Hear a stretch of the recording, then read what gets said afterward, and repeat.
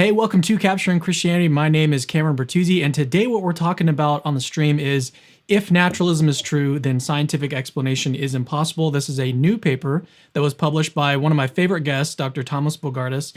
He's joining me today from California, and he's written this paper. He's titled it, If Naturalism is True, Then Scientific Explanation is Impossible. It's forthcoming in Religious Studies from Cambridge University Press. So welcome back to the show. First of all, it's great to have you here. Thanks very much, Cameron. It's good to be back. Yeah, so let's talk. I'm a little bit overexcited to talk about this paper with you Sure. today. I can't wait to talk about. I mean, I'm always looking for like any excuse to have you on the channel. So when I saw that you posted or that you published a new paper, I was like, okay, immediate. We're gonna have him back on. So let's just jump right in. I mean, I feel like you've been on the show enough times where why don't we do this? If you'd like to learn more about Dr. Tomas Bogardus, check the link in the description. I've got a link to his academic page. But other than let's just jump. I want to jump straight into the topic here. I've got some slides prepared, but I'm going to let you just do your normal thing and just guide us through. So where would you Okay. like to begin in discussing this new paper that you've got published here? Well, I thought it might help to talk a little bit about the origin of the idea and where the paper came from, to give a sort of overview of the arguments. So I think this paper might set the record for me for the longest gap from when I first thought of the idea to when I actually published it. I think the idea first came to me and I first started thinking about it. I think it was back in 2012 or something. When I first started teaching after my PhD program, I would assign students a video. I'd have them watch a video on YouTube called, I think it's called 50 Renowned Academics Speaking About Belief in God or something. And it's just this sort of machine gun litany of atheists and agnostics giving their favorite arguments against belief in God or against theism. So I'd have students watch that, and then I'd ask them, what was your favorite argument? And we'd lay it out step by step and then think about objections. But one of the people featured in that video was Alan Guth, who's an astrophysicist and Bill Craig interacts with his work a bit when Craig's working on Kalam stuff. But what Alan Guth said in his little clip was really interesting to me. He was responding to a design argument for God's existence, but just as kind of an aside, as sort of a throwaway remark, he said, I'll freely admit, this is the quotation, I'll freely admit that I have no idea why the laws of physics are what they are, and I also have no idea how to go about approaching that question. But he says, just saying there was a designer doesn't seem to help at all. But the part that stuck out to me was, he said, I admit I have no idea why the laws of physics are what they are. So that wasn't a new thought to me. I had sort of reflected on the laws of nature before. I found them really interesting. Studying as I did biology as an undergrad and in high school, I was always really fascinated that there were these laws that we could use when doing science. And I often wondered, why are they the way that they are? But the bit of Guth's quotation that really struck me and got me thinking was the second bit where he says, I have no idea how to go about approaching that question. I have no idea how to go about approaching the question of why the laws of physics are the way that they are.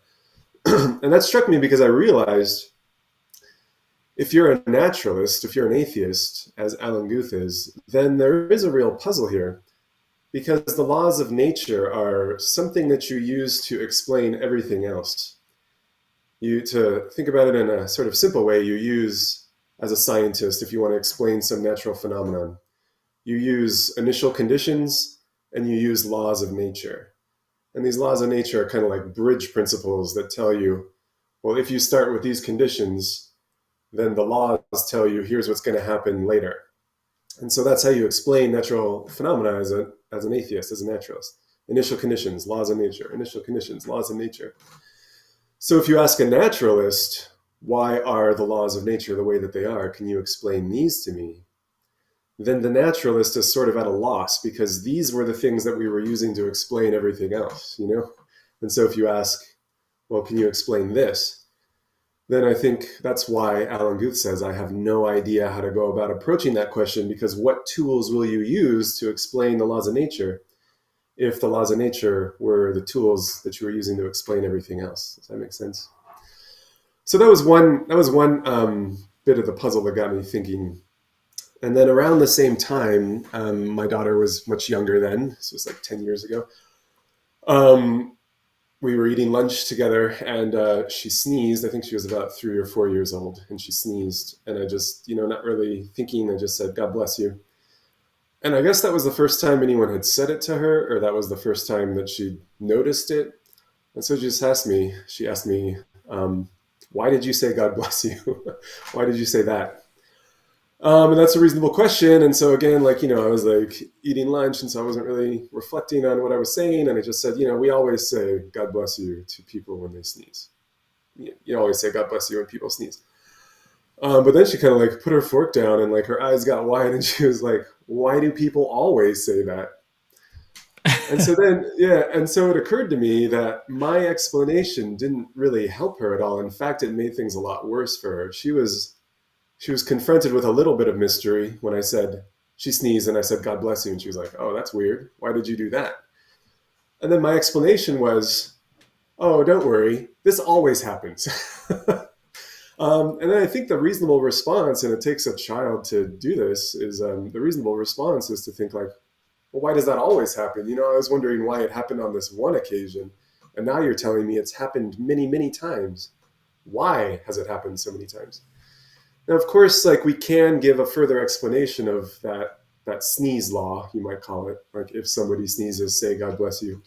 We can give an explanation of why we do that, and I've heard different kinds of theories. It doesn't really matter. But if I had ended the explanation there, if I had said, no, that's just what we do. If somebody sneezes, we say "God bless you," and there's no further explanation. That's just the way it is. That would have been deeply mysterious for her. I don't think she would have been in a position to understand why I said "God bless you" on that occasion.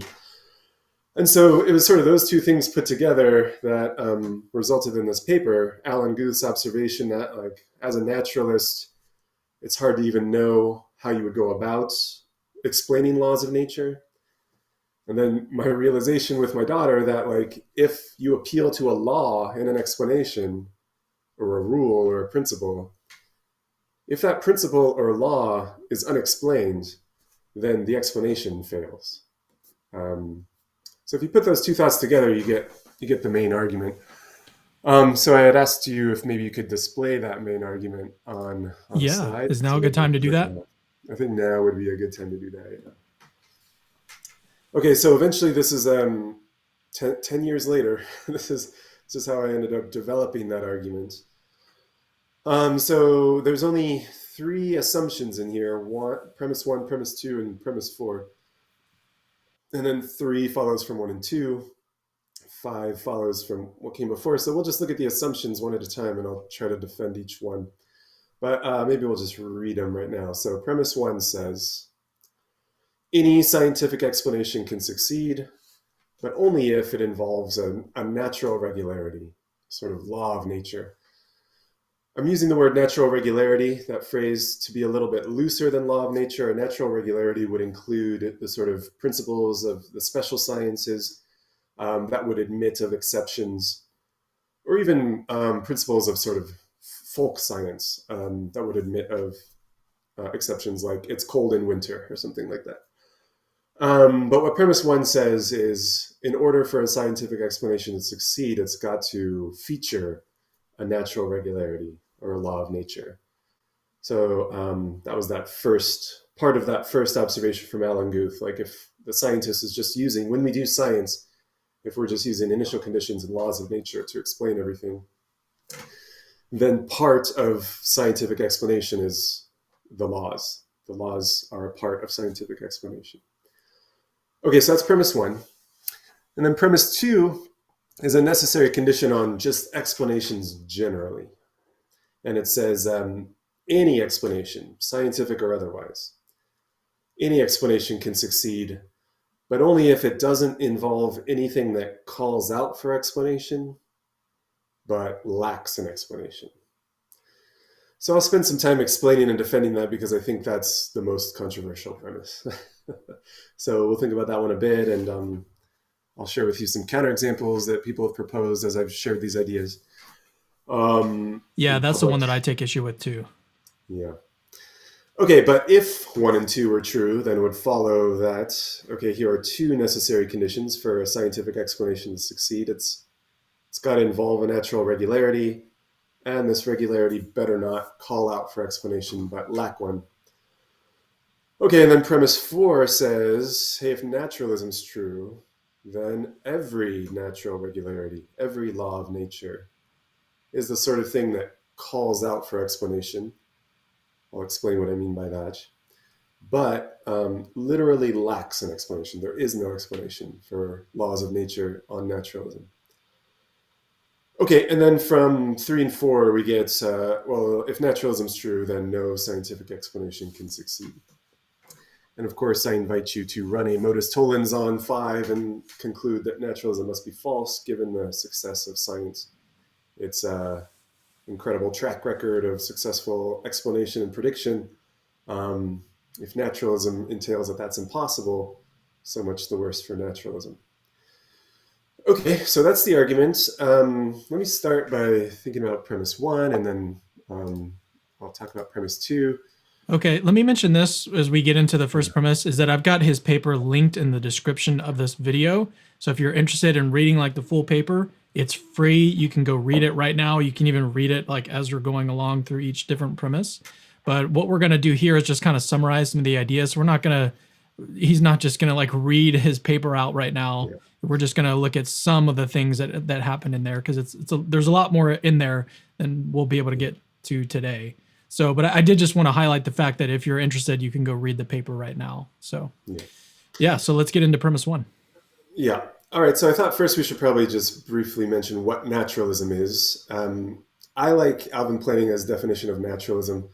Alvin Plantinga says, according to naturalism, there is no God or anything at all like God. So of course that's kind of vague because it's unclear how like God something has to be in order to be inconsistent with naturalism.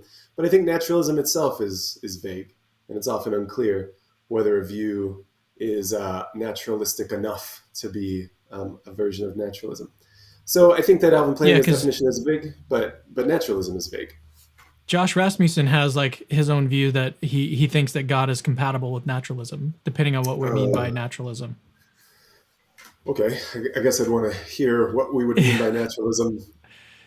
Yeah, that's why the term itself, I'm not a huge fan of the term naturalism, as I think that you know that, but I'm also happy to go along with this definition that you just gave from Plantinga. I think that probably is like the best definition out there. Well, I'll share one from your buddy Graham Oppie as well. He said, naturalism is the view that science is our touchstone for identifying the denizens of causal reality. Science is our touchstone for identifying the denizens of causal reality. So I think that means science is probably the best way, or maybe the only way, but at least the best way to figure out what exists. And he says, there are none but natural causal entities with none but natural causal powers. Okay, so that's the definition of naturalism according to Graham Oppie. Only natural stuff exists. So if you didn't understand what supernatural entities were, or if you didn't already understand what natural entities were, this definition is not going to be very helpful. And science is the best way to figure out what really exists. Okay, so I think that's typically what people mean if they say they're a naturalist. And I think this is a view commonly held by atheists. It's a kind of combination of a very austere sort of minimal metaphysics, basically a kind of materialism or physicalism, plus a broadly empiricist epistemology where we're privileging science as a means to learn about what really exists. Okay, so that's what naturalism is. And let me just briefly say something about premise 1, although I think that's probably the least controversial premise. Premise 1 I'll put it back on the screen. Okay. So premise 1 says any scientific explanation can succeed, but only if it involves a natural regularity. So a very important and still influential view about the structure of scientific explanation was called the deductive nomological model of scientific explanation, the DN model. And on this view, scientific explanation consists of two things. You've got the things that are doing the explaining and the thing to be explained, the explainers and the thing to be explained, the explanans and the explanandum. Um, the explanandum, the thing to be explained, is just a description of the phenomenon that you're interested in. Maybe the current position of Mars or something. You want to know why Mars is located where it is. Or maybe you're in a chemistry lab and you're wondering um, why this solution is now boiling or something like that. I've got a beaker of water. Why is it boiling? I want to know the explanation of that. That's what it is. That's what's to be explained. The explainers, as I said earlier, consist of two things. You cite some initial conditions, and then you cite a law of nature. So that's why it's called a deductive nomological model, because a law needs to figure in to the explanation. And then the idea is the initial conditions and these laws will entail, like in the form of a deductive argument, will entail. It'll just be kind of a modus ponens argument, will entail the thing to be explained, the description of the phenomenon to be explained. So if we were explaining the position of Mars, we might cite like where Mars was a week ago, plus some of Newton's laws of motion or something, some laws about gravity. And we'll say, given those initial conditions, plus these laws, you can see why Mars has the position that it does now.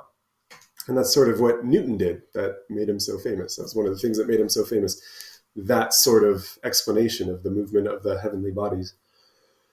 Okay, so there have been some worries and developments and objections to this deductive nomological model, especially concerning explanatory asymmetries and explanatory irrelevancies, but we probably don't need to talk about those. It's my understanding that, as far as I can tell, all current views about how scientific explanation works agree that laws, these sorts of regularities, are going to play a crucial role. They're going to play a role in scientific explanation. That's sort of what science is in the business. That's what it's in the business of doing, telling us how it is that we should expect the future from the past. It sort of arranges the order of the universe in this temporal order. According to a relation of expectation. It tells us like what to expect given how things are now, or what to expect given the way things were then. And if we're going to develop that sort of expectation relation, we're going to need these sort of bridge principles, these laws. So that's what science is in the business of doing. All right, so that's premise one.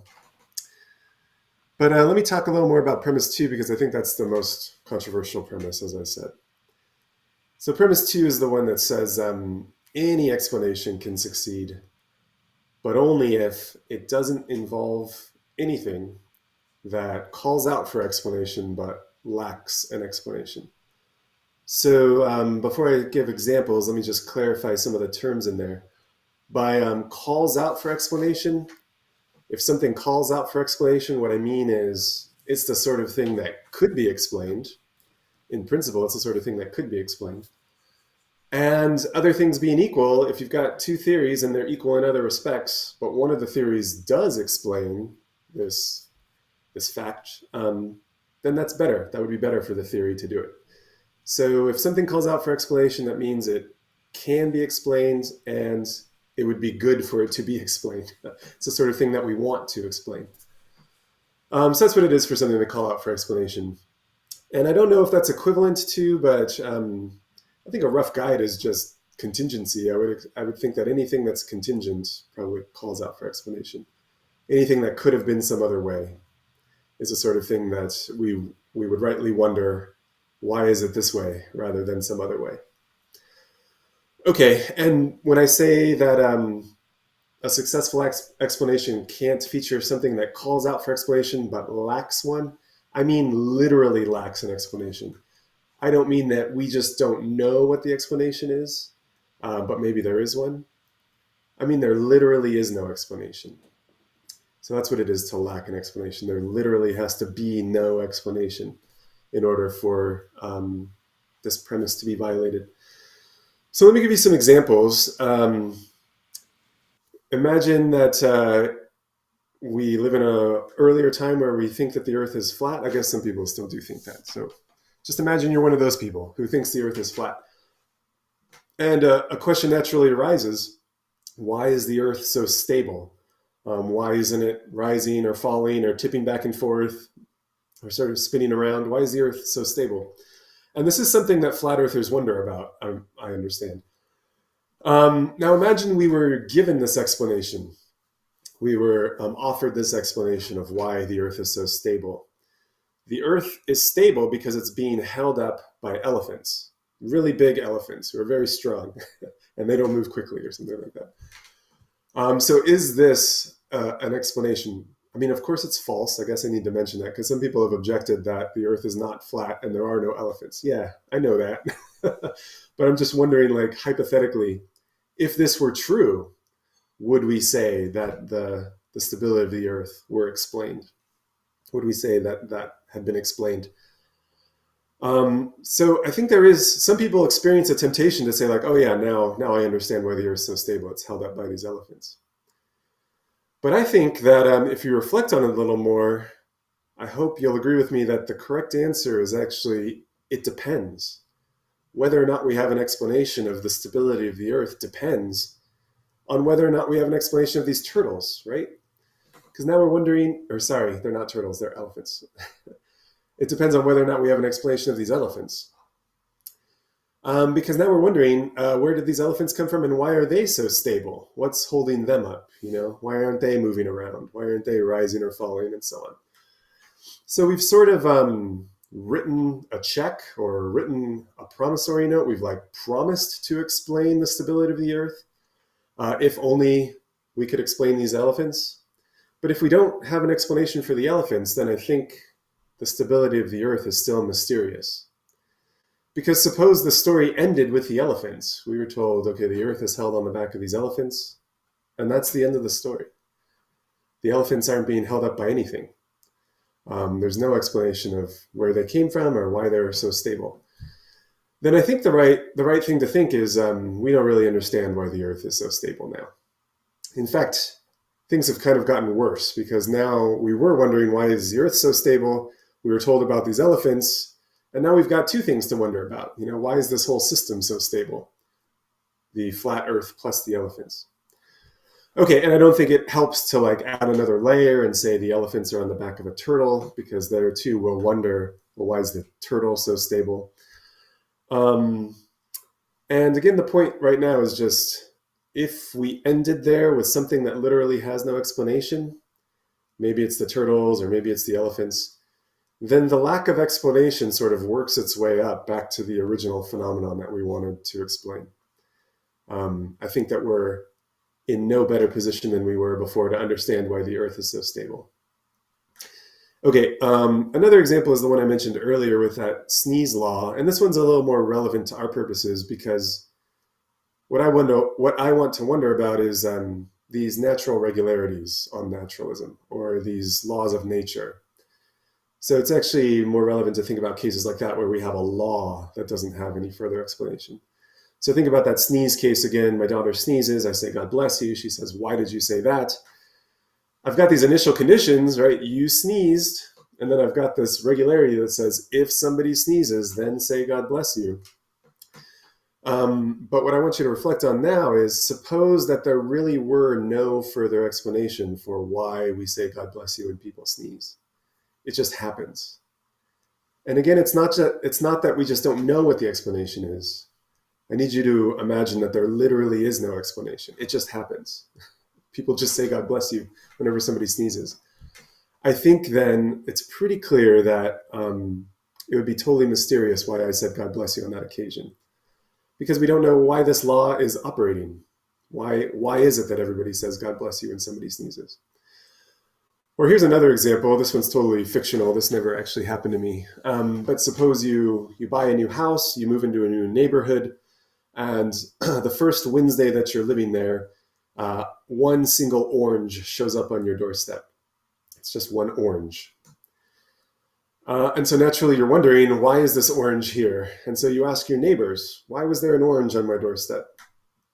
And suppose the neighbors say something like this, oh, well, it's Wednesday. Everyone in this neighborhood gets an orange on their doorstep on Wednesday. So I think it's like the sneeze case. Like things just became more mysterious. Like now you realize, oh, it's not just my doorstep, it's every doorstep that got this orange. Why is that happening? Now it could be that there is a further explanation of this orange law. Maybe there's some benefactor in the neighborhood who just likes giving out oranges and every Wednesday does it. That would demystify things, I think. But what I want you to imagine is that orange law literally has no further explanation. It just happens that every Wednesday an orange shows up on your doorstep if you live in this neighborhood. That just happens. That's the way the universe is. There's no further explanation. Then I think it's pretty clear, like in the sneeze case, that we're not in a position to understand why this orange shows up on the doorstep. It's mysterious. What you've come to realize is that you live in a deeply and irredeemably mysterious neighborhood. And insofar as this neighborhood's in the universe, then a little part of the universe is deeply and irredeemably mysterious. There's this very strange law that just keeps happening, and it obviously calls out for explanation. Like, why do we keep getting these oranges every Wednesday? If there literally is no explanation, then I don't think we're in a position to understand the oranges. Okay, and I think that's because, like, when you're told this explanation by your neighbors, oh, it's Wednesday. Every Wednesday we get an orange. This mysterious law leaves a sort of gap or a hole in the proposed explanation. You don't understand the law. This law that they're appealing to you, this law that they're appealing to, this law that they're describing to you is mysterious. And so I think that's why the explanation fails. And let me just say one other thing before I tell you about a couple of counterexamples, because I'm trying to forestall the counterexamples as best that I can. I think that to get a successful explanation is to be put in a position to understand why or how a phenomenon is happening. There's this link between explanation and understanding.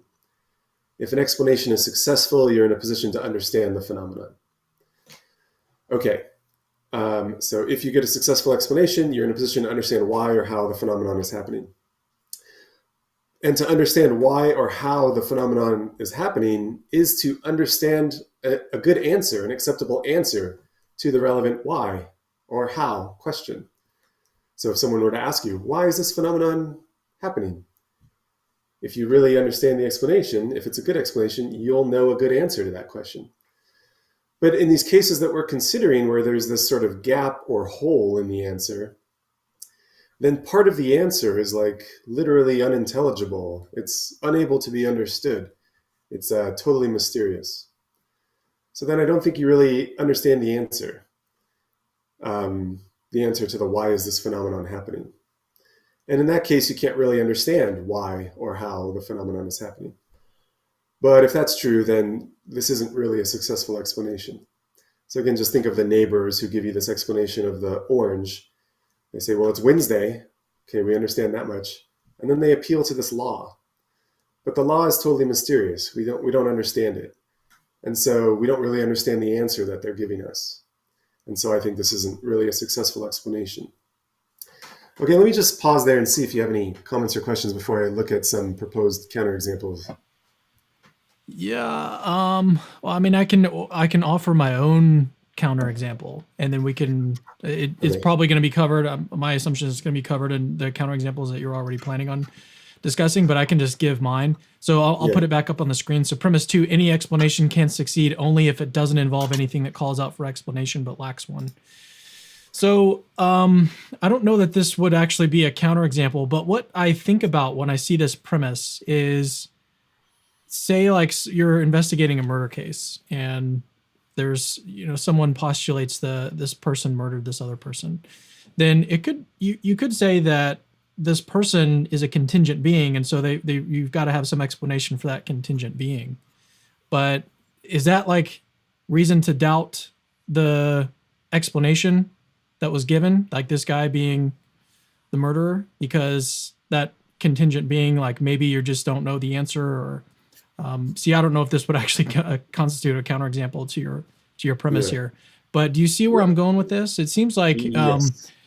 it seems like you could say I mean, for almost any explanation that we give that involves a contingent thing, you could say, well, there's Yeah. got to be some explanation for that thing itself. Yeah. And contingency is No, one example that you used earlier. yeah. No, I think that's good. So you use the example of a murder. So we've got somebody who's been murdered, and I mean, you could just think of like a Jack the Ripper case. We're looking for Jack the Ripper. That name was just given to whoever's committing all these murders, and we come across a murder scene, and we've got all the sort of telltale signs that this was Jack the Ripper striking again. Um, wouldn't that, at least granting that it's true, wouldn't that explain how this person died, even if, and in this case, there's some mystery regarding Jack the Ripper. We don't know who Jack the Ripper is. We don't know where Jack the Ripper came from. Um, but we know that there's this person committing all these murders. So yeah, I think that's a good case. I would just point out that in order for it to be a counterexample to two, things would have to be a little weirder than the case that I just described. In the case I just described, like there is some mystery regarding Jack the Ripper. We don't actually know his real name. We don't know where he came from. We don't know why he's doing it. There are all these unknowns with Jack the Ripper. That was kind of what made the case so interesting. But we assume there is an explanation. We just don't know what it is. Surely this person came from somewhere, had parents. Surely this person has some motive. We just don't know what it is. And surely the person has a name. We just don't know what it is. So this would be a case where we're appealing to something in our explanation, Jack the Ripper, and it calls out for explanation. But we assume it doesn't. Jack the Ripper doesn't literally lack an explanation. We just don't know what it Yeah. is right now. That's why I was wondering. I was wondering if it's actually a counterexample. Yeah, so we would need things to be a little weirder. We would need this to be a case where the murderer literally like appears from nowhere for no reason, like literally Lacks ex an nihilo. explanation completely. Yeah. So then I think things are a little different because there are examples in the literature from like Robin Collins when he's defending his design argument and he's responding to the who designed the designer objection. He says something like, an explanation can be successful even if we don't have an explanation of the thing that we posit to do the explaining. Hmm. And he uses an example of like finding a biosphere on Mars or something. Surely we could say, well, I guess extraterrestrial aliens did this, because somebody built this and it wasn't humans. Even if we don't know where the aliens came from and we don't have a further explanation of the aliens. And Alvin Plantinga gives an example like this in his response to Dawkins. I think he talks about just discovering tractors on an alien planet or something and thinking, well, surely aliens built this, even if we don't know much about the aliens or where they came from. So I think that's right. But what we're assuming in those cases is that there would be an explanation of these aliens.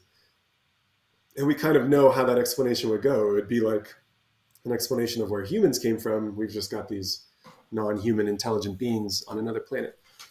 But what my premise two says is, again, a little bit different. We would need a case where we've got a successful explanation. It appeals to something that calls out for explanation. But this thing that the explanation appeals to literally has no further explanation. So it would be like saying, oh, I found this biosphere on Mars. I guess aliens did it. And then when I ask you, well, where do you suppose these aliens might have come from? I say, no, you misunderstand. The aliens came from nowhere for no reason, and then they just built this biosphere. So there, I think that doesn't really help explain the biosphere. Things just got weirder now. Now we've got a biosphere to explain, and we've got these totally mysterious aliens showing up from nowhere for no reason. So And that's kind of like the elephant case of the flat Earth. Yes, yeah. So it's like the elephant case with the flat Earth. You look down under the flat Earth and you see these elephants, and you're tempted to think like, oh, I guess the elephants are holding up the Earth. But then you look a little further and you realize like, oh, there's nothing holding up the elephants. Well, now I don't really understand why the Earth is so stable. I thought I did when I assumed that, there's something holding up the elephants. But when I find out there's literally nothing holding up the elephants, oh, well, I don't really understand why the Earth is so stable now. So it's like would you say that an explanation can succeed if it doesn't involve something that calls out for an explanation, but that thing does have an explanation, or it can in principle have an explanation? Yeah, it could feature something that calls out, a successful explanation could feature something that calls out for explanation. It just better have one. Yeah. Okay. Yeah, Okay. yeah, that's what I think. So let me, That helps me understand the premise. yeah. So I think your example is similar to the kind of counterexamples that have been proposed, though again, we just have to make it a little weirder. So imagine in your case, suppose this really happened. Somebody shows up from nothing for no reason and then just commits a murder, right? Kills somebody else. And now I realize like we're doing that typical philosopher thing where the examples are violent. The examples don't have to be violent. Yeah, we've got a murder happening. Um, you might be tempted to think like, okay, I agree. Person A, the person who showed up mysteriously from nowhere for no reason, that is weird. That is mysterious. But I understand why person B is dead. You know, person A killed person B. We don't have to get into the means of how it was done. That would be too violent. But just suppose like you watch it happen and you're like, okay, I totally understand why person B is dead, even though I don't really understand where person A came from. So examples like that have been proposed. Like, wouldn't it be enough to understand why person B is dead to know that person A killed person B, even if I don't know where person A came from? And in fact, even if there's no answer to the question, where did person A come from? Person A didn't come from anywhere. Okay, another example I've heard is suppose like a pregnant horse shows up ex nihilo for no reason, just manifests, and then gives birth to a colt, and you watch it happen. So this is a nicer, non-violent example. We've got the beauty of birth here. Can't you understand where the colt came from? Even granting that like the origin of the mare is totally mysterious. The origin of the mother horse is totally mysterious. Or here's just a final example. Suppose a meal, some food shows up ex nihilo, totally mysteriously. You don't know where it came from. And in fact, there's nowhere that it did come from. But you're hungry, so you eat it, and now you're not hungry anymore. Can't we explain your satiety, your lack of hunger, by appealing to this meal that you ate, even though the meal, by hypothesis, has no further explanation? Okay, so let me just give a little bit of a response to that, and then I think we'll almost be done. Are we taking Q&A from like an audience or no? What do you think? Yeah, yeah. If we have a couple questions that have already come in, so we'll get to questions Okay. at the end of the presentation. But I figured that you also wanted to discuss premise 4, right? Isn't that where Yeah. the slide comes in? Yeah. Oh, I just wanted to say one final thing about this horse and the meal and your murder case. So I think in each of these cases, there's a part of the proposed explanation that can't be understood. In your case, it was the murderer. We don't understand where that person came from, how that person got here. It's totally mysterious, that person. In the Calls second out for case, explanation. yeah, yeah, and it has none. In the second case, it's the mare that calls out for explanation that has none. In the third case, it's the meal. But again, what I said earlier was I think that if there's a part of a proposed explanation that can't be understood, then it can't really produce in us an understanding of why or how the phenomenon is happening. But that's a necessary condition for a successful explanation, that it produce in us understanding of the phenomenon. So in none of these cases do we really have a successful explanation. Again, there's a sort of hole or gap in the answer that we're given to how did this person die? Or where did this colt come from? Or why am I not hungry anymore? We're given an answer, but in each of the cases, part of the answer is mysterious. So there's like a hole or a gap in the answer that we can't understand. And again, if understanding why something's happening or understanding how something's happening requires understanding the answer to that why question, we can't really understand the answer.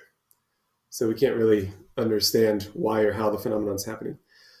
So let me just say why I think these appear to be counterexamples, why they're kind of attractive. I think it's because although these unexplained, unintelligible parts of the answer create mysterious gaps in the proposed explanation, our minds are sort of disposed to fill in the gaps, so to speak, so that these resemble ordinary cases. Just as our minds fill in like the blind spots created by our optical nerves, we've got these blind spots in our visual fields, but you can't see them because your mind kind of fills them in. I think that something like that is happening in these cases. We're familiar with, cases of violence and murder. We're familiar with cases of birth. We're familiar with eating. And in ordinary cases, if you ask me, are you hungry right now? And I say no. And you say, why not? And I say, because I just, had a little bit of breakfast before this conversation. We're satisfied with that because we assume the explanation will proceed in the ordinary way. We say, yeah, and so on in the ordinary way. Like, you don't have to tell me about your breakfast. I'm just going to assume it's like an ordinary breakfast. So I think we're tempted to do that in the case of the mare. We see the colt come out of the mare, and we're tempted to think like, yes, this is like those other cases of birth that I've seen. Or we eat the mysterious meal and we're not hungry anymore, and we're tempted to think like, yes, this is like the ordinary cases I'm familiar with. But if you stop and think about it, you'll realize this is not like those ordinary cases. And you can bring out the mystery by moving from kind of ordinary cases of murder and birth and eating to the weird cases of like the orange on my doorstep, or something even more alien, like the aliens showing up and building the biosphere from nothing for no reason. Then we better appreciate the mystery. And then I think we're more inclined to realize like, this is not actually a good answer to the question, where did the biosphere come from? Or where did this orange come from? Okay, so that's what I say about those counterexamples. I don't think they actually work. So I guess I'll just wrap up and say something about premise 4. And then, that'll finish the argument. Yeah, so should I put up the slide? Yeah, let's do that. Or the premise 4 first. How about we do that? Yeah, let's do premise 4 first. So premise 4 says, if naturalism is true, then every natural regularity, every law of nature calls out for explanation, but literally lacks one. So there's 2 parts of that premise. I got to say something about why it is that these laws of nature, these natural regularities, call out for explanation, even on naturalism, and why they would lack an explanation on naturalism. Okay, so let me just say briefly, we don't have to get into like different theories about what laws of nature are. I think it's enough to say that like on all the dominant theories about what laws of nature are, they are contingent, and they seem obviously contingent when you think about them. So if you just think about like Newton's universal law of gravitation, that inverse square law, it says if you want to know the force with which 2 bodies will attract each other, what the gravitational force will be between these 2 massive bodies, multiply the masses together, divide by the square of the distance between them, and then multiply that by the gravitational constant. And the gravitational constant looks extremely contingent. I have it here in front of me. It's like 6.67428 times 10 to the minus 11th meters cubed divided by kilograms per second squared or something. Why does it have exactly that value instead of slightly more, slightly less, or way more, or way less? And then with regard to the form of the law itself, why do I multiply the masses together? Why not add them or subtract them, or multiply them and then raise it to some power or something like that? And why do I divide by the distance of the square between them? Why don't I divide by the cube of the distance between them? It could have been very different, this law of gravitation. It has a particular form, and the gravitational constant has a particular value, and it just seems obvious that these could have been very different. And even for like the most foundational laws of physics, it seems contingent. So it's just sort of a rule that electrons have a -1 charge. Why not slightly more? Why not slightly less? And so on. So all these fundamental parameters of physics and these laws of physics seem like they could have been different. Okay, so they do seem like the sorts of things that call out for explanation. But then the last thing to say is, why think that they would lack explanation? So here, it would be great if you could bring up that other picture I sent you. So I hope this isn't overwhelming, but I think these are the possible structures of explanation for natural regularities. Here are all the possibilities. So let's start on the very left. So just pick out like your favorite natural regularity. and we'll just call it R. Maybe it's that universal law of gravitation, or maybe it's some law of thermodynamics, or maybe it's some like law of the special sciences, or a folk scientific law, like it's cold in winter, or when water heats up, it goes up, or something like that. It evaporates and goes up. Whatever the regularity is, just call it R. What we're wondering now is, can we explain that law? Remember, this is like the initial thought. Alan Guth says, I don't know why the laws of nature are the way that they are. And he said, I don't know how to go about answering that question. So we just pointed out that we don't really know why the laws of nature are the way they are. We want an explanation. It seems like they could have been different. So now we're wondering, what can a naturalist say if asked why the laws are the way they are? Can we get a deeper explanation why these laws are the way that they are? So one possibility is no, and that's the far left example, far left column there. And we can just call that simple brute foundationalism. On this option, the regularity that you chose has no deeper explanation. And if so, then I think it's pretty obvious that this regularity is mysterious. And so it's going to violate our second premise if we try to use it to explain any natural phenomenon. So simple brute foundationalism will not help us do science from a naturalistic point of view. So what if we tried this instead? Extended brute foundationalism says, well, maybe it's actually true that some natural regularities, especially like in the special sciences, in biology and sociology, psychology, or meteorology or whatever, they can be explained in terms of more fundamental laws. And then perhaps those more fundamental laws have explanations in terms of even deeper laws. But then eventually we get to the deepest law, the most fundamental law. And then that law, that regularity, will be brute. And by brute, I guess I should say, I mean literally has no explanation.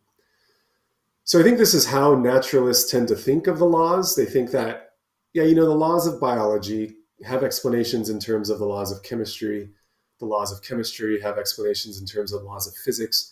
But then eventually we get to fundamental physics, and that's where things end. In the paper, I have a quote from Sean Carroll, who says something very much like that. He says, look, a lot of scientists think that eventually we're going to get like the true theory of everything, and then a little clause that says, and that's just the way it is. That's just the way it is.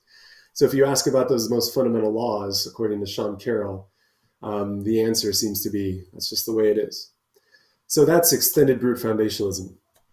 So let me say why I think that that's not going to work. You might see a kind of similarity in that structure and the sort of turtle case. We've got like the flat Earth up at the top. We're wondering what explains the stability of the Earth. We're told, oh, it's on the back of elephants. Oh, what explains the elephants? Oh, they're resting on a turtle, and so on. If this ends eventually, then it's exactly the same sort of structure as extended brute foundationalism. And in the flat Earth case, remember, I tried to convince you that the mystery of that bottom level kind of works its way up and infects the whole structure. Because the bottom level is mysterious, we don't really understand how any of this structure is working. So I think the same thing is going to go here. If you just start at that bottom level, we're told, oh, the most fundamental laws of physics are mysterious. They don't have any further explanation. Even though they're contingent and they call out for explanation, the naturalist says there is no further explanation. Well, if that's true, then I think you can't really use that to explain a higher level law. We won't really understand the higher level law because we don't understand the law that's being given to explain it. It's just like the oranges case. It's like the sneeze case. It's like the Earth resting on the back of the turtles case. But if that's true, then we don't understand that second level law. It doesn't have an explanation. It's mysterious. And so it can't serve to explain what's above it, and so on. And this goes all the way up to the top. And then the conclusion is, we don't really understand that initial natural regularity. So if this is the way natural regularities are supposed to be explained, they're not going to be explained. Okay, would you mind just bringing up that slide one more time, and I'll wrap this up in the interest of time. I think I'll just leave infinitism and coherentism.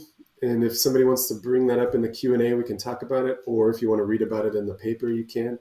I just want to briefly mention why I think theism is better off here.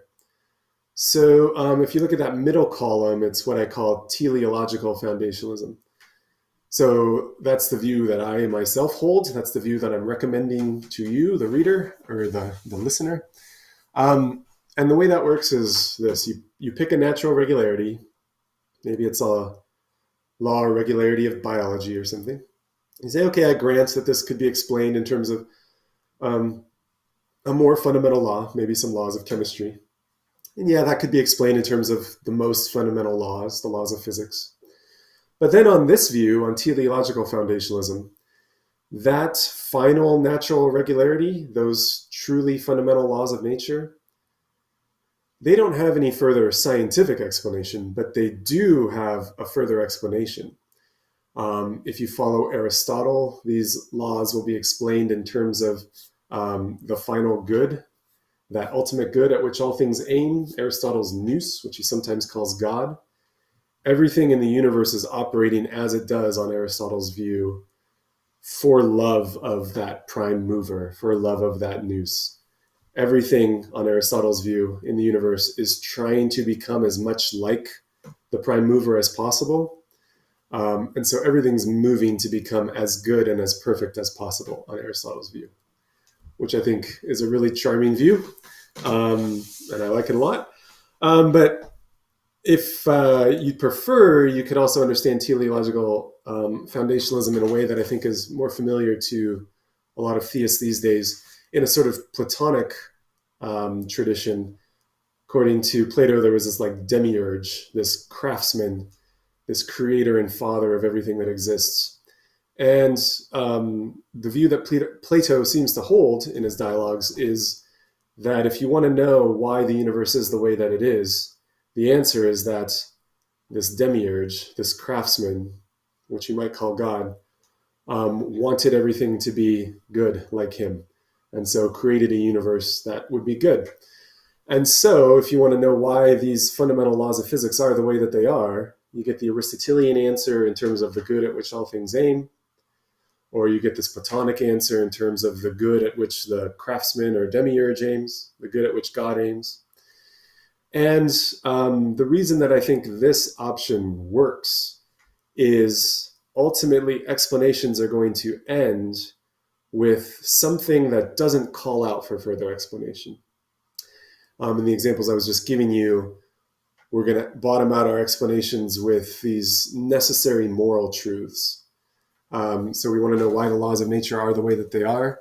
On the Platonic view, it's something like, because these are the laws that would allow for sentient life. Why was the demiurge interested in sentient life? Why was God interested in that? Because sentient life is good.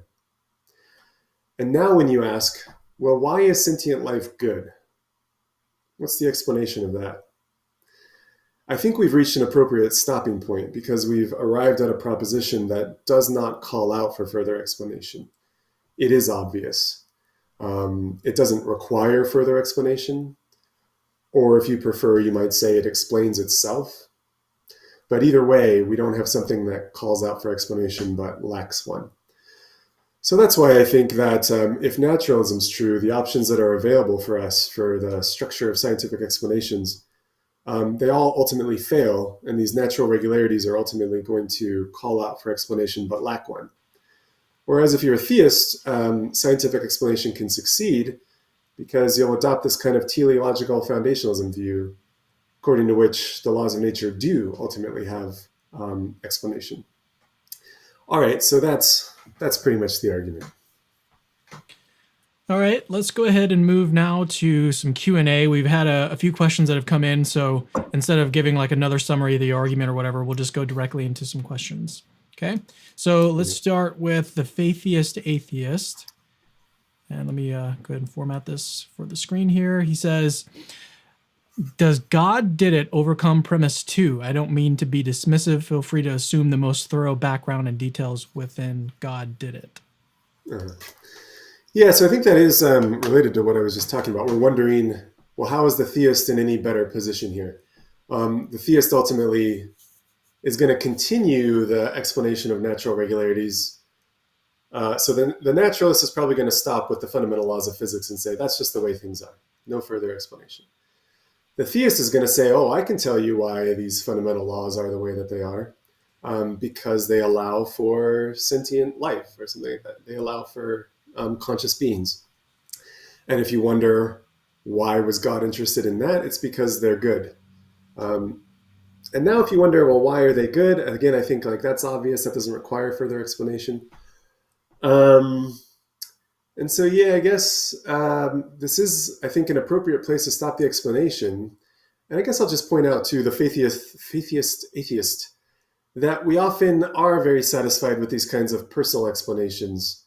If you wonder, like, why is, I think this is Richard Swinburne's example of a personal explanation. You wonder, why is the water boiling? Here's a satisfying explanation. Because I wanted tea. Because I wanted tea. So there we cite in the explanation an agent and the goals at which the agent aims. And as long as like those goals are intelligible and the agent doesn't call out for further explanation, then we're fine. And what I'm proposing is on this teleological foundationalism view, both the agent that's being posited, God, is a necessary being, could not have failed to exist. That's what's being proposed in order to provide a satisfying stopping place to this regress of explanation. So that's not the sort of thing that requires further explanation. And the ends or goals at which this God is aiming don't require further explanation because it's obviously good to make a universe with conscious sentient creatures. So yeah, I think, as you say, God did it is a much more satisfying explanation than it just happened. So the faithist, he's got another comment here, and this is about flat Earth. He says, "My challenge with flat earthers is take me to the edge of the planet and show it to me. Which should be profoundly easy because no matter which direction we go, we should eventually see the edge." Yeah. All right. So I think maybe this could have been a joke, so I don't want to take it too seriously, but I guess I will just take this opportunity to clarify that I was not suggesting that the Earth is flat. And I didn't mean to sort of lend any credence to the flat Earth view. Yeah, I think we know that the Earth is spherical. But also now I feel like a little bit impelled to stick up for the flat Earther. I think there are some varieties of flat Earth theory on which it's the Earth goes forever in every direction. That was actually a pre-Socratic philosopher's views, Xenophanes. That was his view. He thought that reality was flat and infinite in every direction. So you can never get to the edge. And you might wonder, well, won't I eventually end up in the dark if I go far enough from the sun? Xenophanes has an answer for you, and his answer was there are infinitely many suns moving in parallel lines forever. So that's, I guess maybe I should clarify again that I am not endorsing Xenophanes' view. I'm just telling you that it's possible to be a flat earther and not be susceptible to this sort of take me to the edge challenge. All right, so here's a question from RS5352. Reaching a final answer that, quote, doesn't call out for further explanation might have a lot to do with our worldview rather than an ontological standard. Yeah, let me just read that again. Okay. Reaching a final answer that doesn't call out for further explanation might have a lot to do with our worldview rather than an ontological standard. So maybe what this questioner had in mind is, mightn't a naturalist say, well, once I get to those fundamental laws of physics, I don't really think they do call out for further explanation. I'm satisfied, or something like that. Well, I'll just say that, at least with Sean Carroll, and in the paper I have a quotation from Bertrand Russell, I think Sean Carroll is pretty explicit that he thinks that those fundamental laws do call out for further explanation, but he just says stuff like we shouldn't feel entitled to an explanation of everything. Why should we expect an explanation of everything? But he's sort of granting that, gosh, it would be nice to have a further explanation, and they seem like the sorts of things that could be further explained. But there is a view on which the laws of nature themselves are necessary, like deeply necessary, could not have been otherwise. And so that's a way out for the naturalist. If you want to resist teleological foundationalism, you could just say, contrary to appearances, I guess these fundamental laws of physics really are necessary. So what could I possibly say in response to that? In the paper, I cite a nice paper by a friend of mine, Dan Corman, called Law, Necessitarianism, and the Importance of Being Intuitive. And I would recommend that. And if off the top of my head, if I recall the argument, it's something like this. We all need to sort of grant that these laws of nature seem contingent.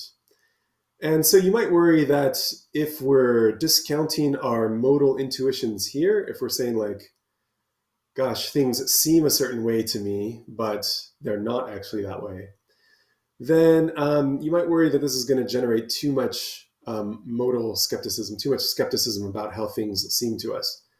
If we're granting that, it can seem very obvious to us that P is true, but nevertheless it's false, you might worry how much that's going to infect the rest of the scientific enterprise. When would I ever be in a position to trust how things seem to me? And you might think, well, science isn't in the business of trusting how things seem to us. Science is in the business of delivering facts, not feelings or appearances. But I don't think that's true. I mean, when you do science, you do have to trust how things seem to you. You're making observations, you're taking readings. You better be able to trust how things seem to you. And then when you're doing calculations, you have to trust that, like, oh yeah, it seems obvious to me that this follows from this. You better hope that that's true. And so if you're willing to kind of let skepticism in a little bit, if you give skepticism an inch, then you might worry, like, how will I contain it? How will I prevent it from infecting my whole scientific enterprise? So I guess that's what I'd say about that suggestion. It seems, I don't know, it seems a bit, I was going to say desperate, but that's a little mean. It just seems fairly obvious that this is being done. This move is being made just to avoid teleological foundationalism. Like just asserting that, contrary to all appearances, these fundamental laws of physics are, in fact, deeply necessary. I don't see any reason to do that, except that you don't really like the consequences of accepting that things are how they seem to be. So I guess I would say that in response to the questioner. So we've had some other questions that have come in that are actually really good. So here's one from Pierce McHugh. It says, are satisfying explanations always correct? Are satisfying explanations? So I guess what we're asking here when we say satisfying explanations, we mean that in a kind of like psychological sense. Like, so the question is it possible to be psychologically satisfied with an explanation, but that explanation is incorrect? Well, yeah, I wonder if they're sure. also asking. I wonder if they're asking like a successful explanation always has to be correct. That might be another, because that's the terminology that you used in your argument. So maybe they're confusing the language. That's a possibility, or they may be meaning what you like in the psychological sense. Maybe we could just address both interpretations. Yeah, well, I think there's sometimes when people speak of explanations, they seem to think of explanations as a psychological phenomenon, like it's a belief that we have or something that we know.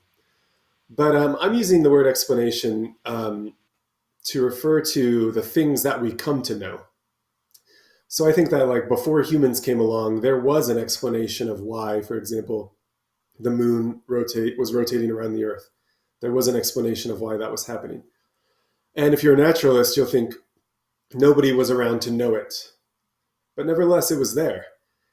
The alternative is to say, like, oh no, there was no explanation. It was just happening for no reason or something like that.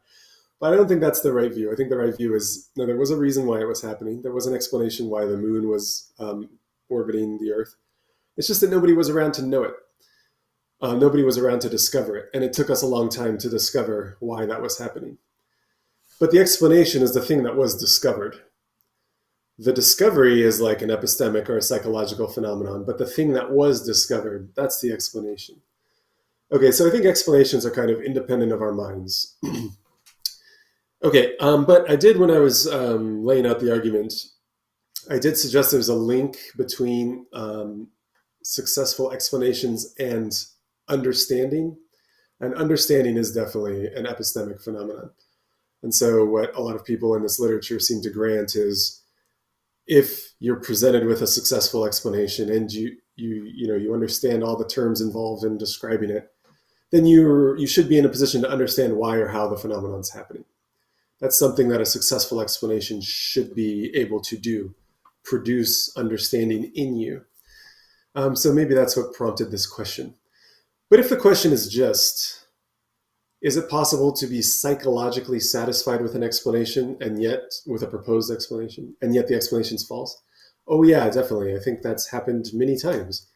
I mean, I guess if you've ever been a victim of like fake news or something like that, or I don't know, gosh, off the top of my head, it's hard to think of something like this, but just think of an example where like the scientific understanding of some phenomenon has changed and we used to think like this was the okay, yeah, here we go. So germ theory supplanted a previous theory about how diseases were spread. It was called the miasma theory or miasmatic theory or something like that, miasma, according to which like disease was spread by a noxious sort of bad air. And so that's why people back in the day would talk about like, there's a lot of bad air around here. They had this theory of miasma that was causing all this disease. They may have been psychologically satisfied with the miasma theory, but nevertheless, we come to find out that it's false. Okay. Yeah, I guess flat Earth would be another example. Maybe flat Earthers are psychologically satisfied with all the explanations that they're given regarding the shape and movement of the Earth, but those explanations that they're being given are false. Okay, so yeah, I definitely think that it's possible for a psychologically satisfying explanation to be false. But I think all I was suggesting in the course of laying out this argument was, if an explanation is true, if it's successful, then it should be able to produce in us understanding. So sometimes I would run a modus tollens on that and say, like, if this doesn't actually produce understanding in us, then it must not have been a true or successful explanation. So I think I did that with like the orange case, imagining my neighbors tell me, well, it's Wednesday and everybody in the neighborhood gets an orange on the Wednesday. This does not put me in a position to understand why I got an orange. So I don't think it's a successful explanation. All right. All right. So the last question we've got is from Lawrence Brown. And he says, question for Dr. Tomas Bogardus, why is sentient life good? Why is sentient life good? Is this I hope this isn't a cry for help. We should put Lawrence in contact with some people who can help him if this is a cry for help. But I think it's actually just a philosophical question about a place where I was proposing we could end an explanation in an acceptable way, in a successful way, with a principle like sentient life is good. Because I thought that's obvious, that doesn't require further explanation. And so I think Lawrence Brown is asking, well, why think that? Okay, so I guess I'll just first say in response, like, this was just an example of like, and I think it's an example of an obviously true moral proposition that doesn't require any further explanation. If you don't like that example, maybe you could supply your own. If you think there are any obviously true moral propositions that don't require further explanation, then probably we can find one to play the right role in this teleological foundationalism. So it's just an example. And if you don't like the example, maybe there are others that you would like. But yeah, I guess maybe you might think there are no such moral propositions. Why think anything is really good or bad, right or wrong? Yeah, I guess that takes us into a much deeper question of ethics. But I'll just say this in defense of the proposition that sentient life is good.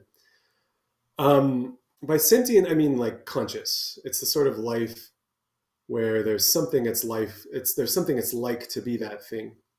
And so if you reflect on your own conscious experiences, your experiences of colors and tastes and smells, tactile sensations, and so on, these are the sorts of things that make life worth living.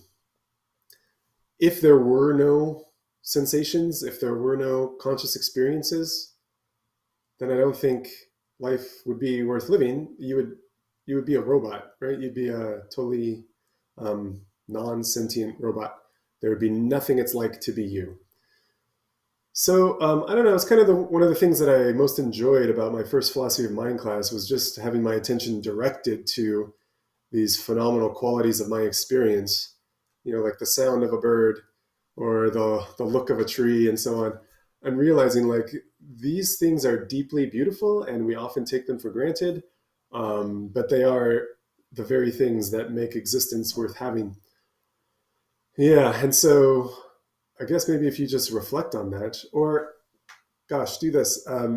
Close your eyes for like 3 hours, and just like while you're conscious and navigating around the room and stuff, just close your eyes and deprive yourself of your visual sensations for 3 hours, and then get them back. And I think you'll appreciate them more, and you'll realize like, oh, these things are good.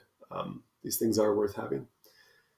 So that's the best defense I can give, just sort of directing your attention to these conscious experiences and asking you to admit what I think is obvious, that they're good and worth having. So we did actually just get one more question in. Do you have time for one more? Yes. Okay. So don't know how to pronounce their name. Looks like it's in Arabic or something. Question to Dr. Thomas. Doesn't the is-ought gap prohibit moral explanations from being causal? Okay, does the is-ought gap prohibit moral explanations from being causal? So I would have thought that the is-ought gap, allegedly, is the fact that you cannot, that purely descriptive propositions don't entail prescriptive propositions. That's the allegation. I think that's false. But that's what people say. People who have been unduly influenced by David Hume think that that's true. So it's really just an observation or a claim about entailment. So it's not really a claim about causation or anything like that. But maybe what the questioner means to ask is, well, you've got these moral propositions, but how could they ever play a causal role in the universe? How could they cause anything to happen? So I think that's a good question. But notice that on this teleological foundationalism, at least of the Platonic variety, these moral propositions aren't posited as causes. They're posited as reasons. Reasons why God caused things to happen. Reasons why God did certain things. God made the laws of nature this way so that we'll get some sentient life. So God's the one doing the causing. And these moral propositions are posited just as reasons why God did it. And again, like we're often perfectly satisfied and we find this totally acceptable to explain phenomena with these personal explanations. The water is boiling because I wanted tea. So I'm telling you about me, but my reasons as well. I'm telling you about the reasons. So they don't have to be causes. They're just reasons. On the Aristotelian view, things are a little bit different. And I think it's a sort of charming view, as I said. And I just want to briefly sketch it because I think it's very cool and charming, and I recommend it to you. And I'm doing my best to believe it because I think it's probably true. So on Aristotle's view, you've got this prime mover. That's God on Aristotle's view. And then you've got things in the universe that are actually moving. And on Aristotle's view, there was a first thing that was moved. The first thing that was moved, a primum mobile. You've got a prime mover and a primum mobile, the first thing that was moved. But for Aristotle, it can't be the case that the prime mover is like moving the primum mobile by like going like this or something, like injecting some kind of force to it, because the prime mover is supposed to himself be unmoved. The prime mover does not move. So then a question naturally arises, well, then how does the prime mover move everything else in the universe? If it's not this sort of primitive mechanical way that we're used to, here's how I move things. That's not how the prime mover moves things. But in his book, The Metaphysics, Aristotle says something really, as I said, charming and attractive and beautiful, and I think true. And what he says is that everything in the universe, including the primum mobile, is moved by the prime mover as beloved. It's the way that the beloved is moved, or the way that a lover is moved by what it loves. So the way that somebody is moved by the thing that is beloved by them. So it's sort of like a reason or something you're striving towards.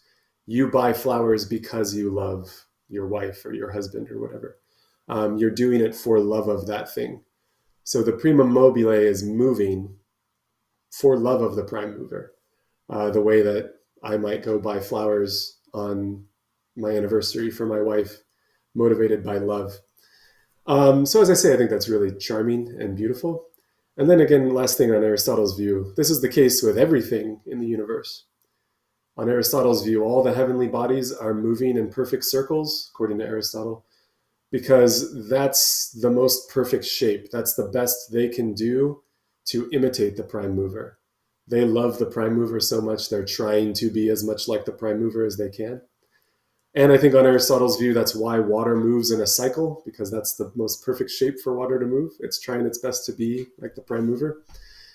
And this applies to us as well for Aristotle. Like everything that we are naturally inclined to do or naturally disposed to do is explained by an impetus in us, a natural principle in us to try to become as much like God as we can, given our finite, limited natures. And that's the part that I think is true and beautiful and charming. And so I recommend that to you. So I've got two things that I want to discuss before we say goodbye. And that is, I'm trying to think of like an elevator pitch version of this argument. And I think you may be able to say something like, I always, well, not always, but I'm thinking back to like your example of the elephants. And if we appeal to any scientific explanation, like Kepler's laws of planetary motion, say, when we're trying to think about like why do the planets move in the way that they do around in the sky, and you would say, I mean, we want to say that we can have a successful scientific explanation of the phenomenon in question of why the planets move in the way that they do. But given naturalism, because of this setup that happens where if you just continue, if you look deeper at that explanation, the proposed explanation, if you just look a little bit deeper, then you're going to see, well, hey, wait a second, Kepler's laws of planetary motion, like what explains that? And then we're going to wind up at a place where we don't have an explanation. And then you can use the examples of like the orange and how if you've got an explanation that lacks, like definitively lacks an explanation, that we haven't actually explained the phenomena in question. We've just like made it more puzzling. And so I'm trying to think of like an elevator pitch version of the argument. Do you think that when I posted this on Twitter, when I posted the paper, I did a little one-sentence summary that I think might have worked. I just said, the title of the paper is, "If Naturalism's True, then Scientific Explanation is Impossible." And I said, because laws of nature are crucial to scientific explanation, but on naturalism, those laws are ultimately mysterious. And of course that doesn't answer all the questions or objections, but I thought it was a sort of provocative and successful way of getting the idea across in one sentence. Scientific explanation requires laws of nature, but if naturalism's true, those laws are ultimately mysterious. And so I think then people get the idea like, oh, I get maybe the explanations aren't going to work then if the explanations are appealing to mystery. Because I think like here's what's kind of a nice little irony about this. This is often the charge that's leveled against theists. Like, oh, theists, your proposed explanations are just mysterious. You're just saying God did it, and that doesn't explain anything. You're appealing to mystery when you're trying to explain the universe. But what I'm trying to point out is, well, it's actually the naturalist that's doing that, because you've got these laws that you're using to explain all natural phenomena. But when you ask about the laws themselves, you realize like, oh, there's no deeper explanation of these laws.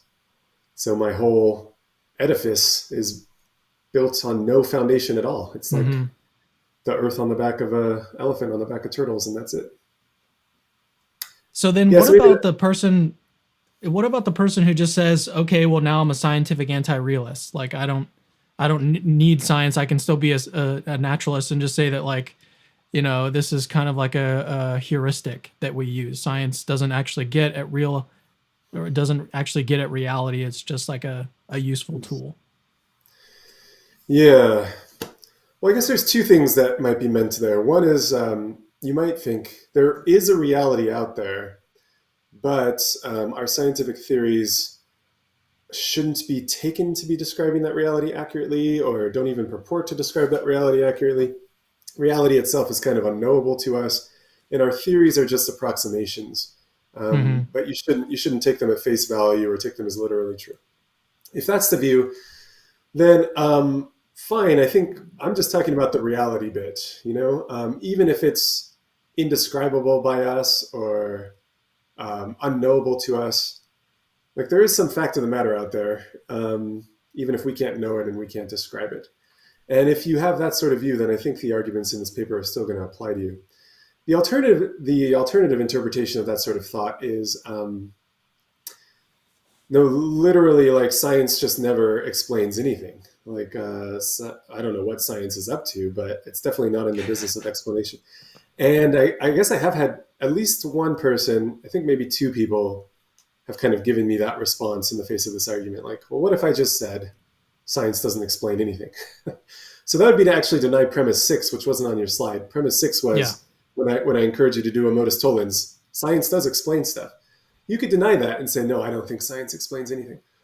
So just two thoughts come to mind in response. Like, again, that is a kind of interesting irony, an interesting turn of events in this dialectic, because it's usually the naturalist who is the champion of science and marching under the banner of science. So it would be quite a surprising turn of events if the naturalist says, you know what, never mind. Science doesn't explain anything after all. But then also the second thing to say is, come on, science explains things. Let's be real here. Somehow we got these cell phones and computers. Science understands things. It has increased our understanding of the world. At least some scientific explanations are true. Don't we know what's causing this whole COVID pandemic? Haven't we figured that out? It's this virus. And don't we know how the virus is working? Yes. How did we develop all these effective pharmaceuticals and drugs and so on if we didn't have explanations of the mechanisms by which disease works and the human body works? So I think that's just literally incredible, unbelievable to claim that science doesn't explain anything. Is there anything that we haven't covered that you think we should? I mean, I feel pretty good. I feel like we've covered pretty much everything. Yeah. I think we got everything. Okay, cool. All right, I guess that's going to do it for us. Again, I'm looking for like the next opportunity I can have you on. What about something on Catholicism? Would you be open to, because you're a convert, people that are watching this, I've been doing some research into Catholicism lately, and you're a convert to Catholicism. Is that something you'd be interested in coming on the channel to discuss, or is that sort of out of your... No, I'd be happy to share my reasons. I mean, as a convert, I converted about 10 years ago, maybe 11 years ago now. Yeah, I'd be happy to share my reasons, and I did think about it, and I thought about it pretty hard and did kind of a lot of research, and I converted from Missouri Synod Lutheranism to Catholicism. So I'd be happy to share those reasons if you wanted. Okay. But I guess I feel a little bit awkward because like I'm not a cradle Catholic and I'm not really an expert in Catholic theology. I still, to some degree, feel a bit like an immigrant into the church. We've assimilated to some degree, to a pretty high degree, courtesy largely of my wife's efforts. But if you just wanted to hear my reasons, sure, I'd be happy to share those. But if you wanted to actually if you wanted to hear Catholic theology from an expert, there are certainly better people to hear that from.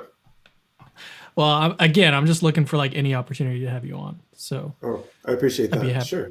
I'd be happy to have you back. All right. Well, that's going to do it for us. Let me know what you guys think about this in the comments of this video. If you have any questions or if you have objections, then I'm always open to those. And if you have, actually, why don't I do that? Go over and follow Dr. Bogardus on his Twitter, because he does post about this stuff and he does engage with people who have objections, including Scott Clifton. You've had some interactions with him and some other atheists that are on Twitter. Who's Scott Clifton? Oh, that's Scott Clifton. Right. I just know his Twitter name, right? Which I don't want to say out loud, I guess. Yeah, TBS. We'll just say Yes, that's it. TBS. Okay, Yeah. yes. Yeah. All right. Well, yeah, go follow him on Twitter, go interact with him there, or just read his paper, comment below. Anyways, thank you guys for watching, and we'll see you guys very, very soon. So see you soon. Hey, it's me again. Actually, don't leave yet. I've got something super, super important to tell you. So first of all, you're awesome. Like you just watched a really, really long video just now, and you're still watching it. That is actually pretty amazing. Secondly, we have hundreds, literally hundreds of other apologetics related videos for you to watch on our channel. Go check them out. I've interviewed exorcists, hosted debates between Christians and atheists. I've even made response videos to atheists. All of that is available on our channel. Go check it out. Third, I rely on people that see value in my work, people like you that watch videos to the very end, to keep the lights on around here.